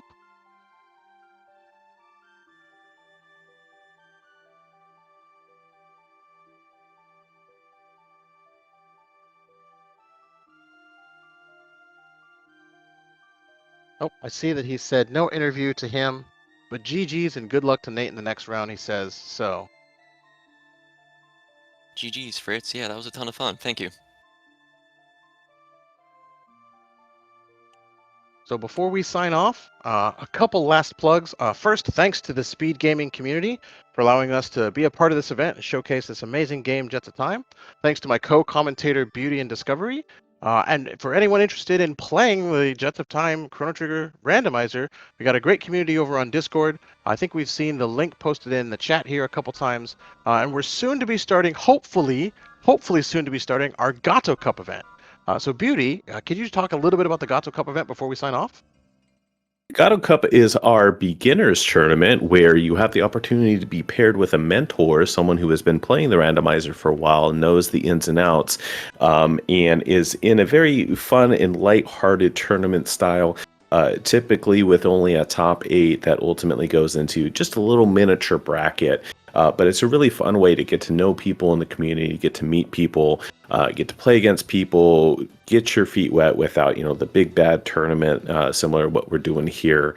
And so it's very exciting to kind of be on the eve of that, hopefully coming together. I know we have openings available. So if you are interested, we have posted the Discord link in chat. And I think there's a great opportunity to come in and join us and hopefully get to learn more about Jets of Time. Absolutely. And it looks like our final, I think, second to last match for this Alphador Derby is tomorrow evening. I think an hour later start than this. I see in chat that it's 10:30 p.m. Eastern on Speedgaming 2. And that's going to be between Lord Batsy and I'm All In our Kingdom of Zeal, the winners bracket, to determine our final two. So we'll have Naderade going in, and then one of the two from tomorrow's race to get our final race of our Alphador Derby challenge, which we've been working through. I believe, and I know chat will correct if I'm wrong, I believe actually that the loser of tomorrow's match will ultimately face Nate in the Earthbound Isle loser bracket, and then whoever wins that match will then go on to play whoever wins tomorrow's match. Gotcha. Okay, cool. So we're not quite done yet. Still a couple more exciting races to go. I'm not a tournament host. I'm really good at talking in a commentary role. I'm not a tournament host, so thank you for correcting me and keeping me honest. Absolutely. Tournament formats very much get my goat. But that match is going to be tomorrow at 10:30 p.m. Eastern on Speedgaming 2. We hope to see you there. And it has been fantastic. Thank you so much for joining in, Ray, on tracking and commentary with me. Nate, for running a fantastic race. Fitz as well. GG's to the both of you, and look forward to seeing what you put together next week, Nate, when you race again. Yeah, thank you everybody for having me. I really appreciate it. So thank you. Yep. Check out both of our runners on their Twitch streams. Come join our Jets of Time community. And as always, there's tons of more events over on Speed Gaming channels. Please check them out and support all the runners in this amazing event. Thanks, everyone. Have a great night. Have a great night, everyone. Good night.